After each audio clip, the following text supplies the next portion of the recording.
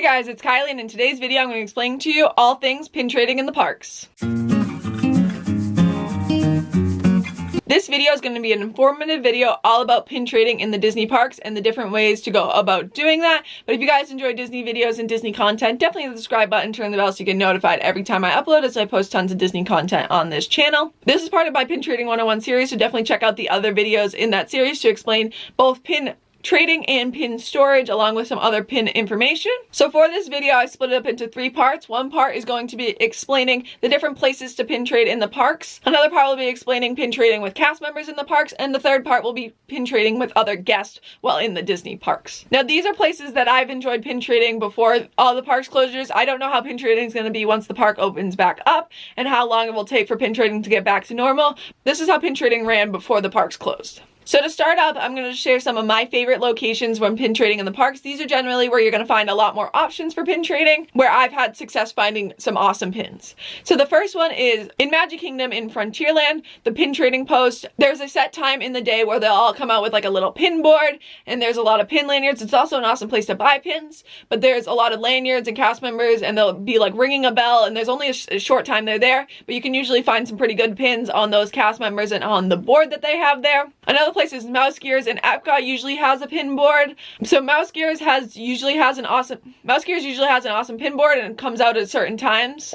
So that's awesome. Usually the bigger stores do have that, so I would definitely check out like World of Disney. Even World of Disney and Mouse Gears have just a lot of cast members that have lanyards, along with the Emporium and other shops in Magic Kingdom and the main shots in Hollywood Studios. So I would definitely check out all of those because there's a lot of different cast members that are wearing lanyards. Another thing is the countries around Epcot. I have found some awesome pins. If you go deep into the countries, you can usually find cast members with lanyards that usually don't get a ton of people, so there's definitely awesome pins. So definitely recommend going into the countries, especially countries that don't seem to be very busy, as there's lots of cast members that are wearing lanyards that you would never think of outside the shows, in some of the different shops, even at like some of the quick service restaurants. So definitely check out those. Along with the kid spot places, there's usually some sort of pin trading lanyard at those. Now, when it comes to trading with cast members or trading on a board at Disney, there's a couple rules that go along with that. You can trade up to 2 pins, so you can choose 2 different pins from your collection that you want to trade for 2 different pins of theirs, either on their lanyard or on the board,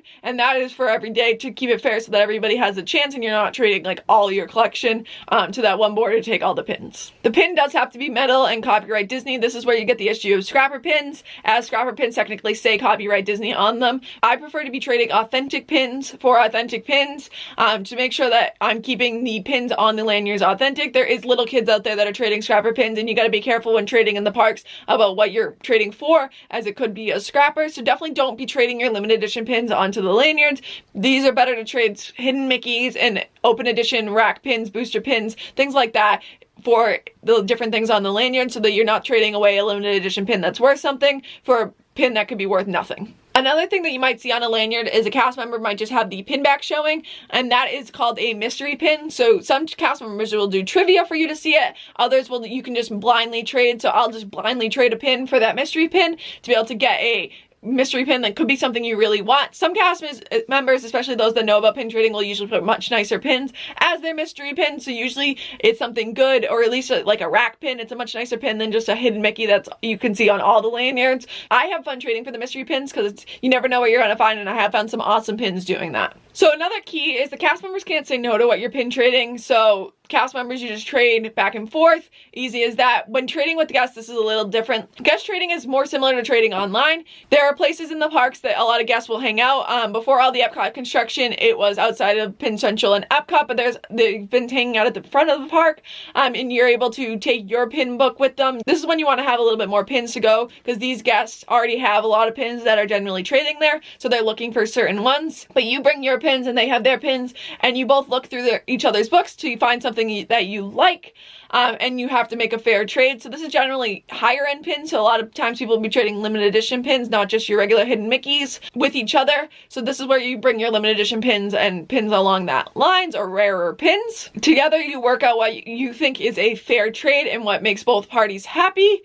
You want to be careful. There is like pin sharks out there, as they're called, that will try to trade your rare limited edition pin for like one hidden Mickey, so definitely be aware of that. Make sure that you feel that it's a fair trade and not be trading your limited edition pins for a hidden Mickey or something small. So definitely know what you're trading and kind of know the value of your pins before trading with other guests so that you know what pins you're looking for and what pins are a fair trade and what's not. And through this, once you make a decision, you just trade your pins, as easy as that. I like trading with guests, and this is what the big pin event in Epcot usually is.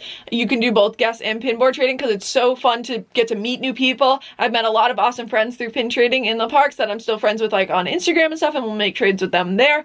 I would definitely recommend it. It's a great way to grow in the pin community and get to know other people in the pin community. Almost everybody that I've met is very friendly and awesome to just hang out with. I've hung out at the Epcot tables for hours just talking to people, pin trading. It's a lot of fun to meet different people and even educate. I've found that I've been able to educate a lot of people on pin trading and different things along that lines while sitting at the Epcot tables or the entrance to Epcot pin trading. So I hope you guys like this video. Definitely check out the other videos I have in this series. I will have them linked at the end in the end card. Comment down below if you have any questions about pin trading in the parks. I'd be happy to answer them or point you to the right direction where you can find the answer. But I hope you guys enjoyed this video. Don't forget to like if you did, and I will see you guys later.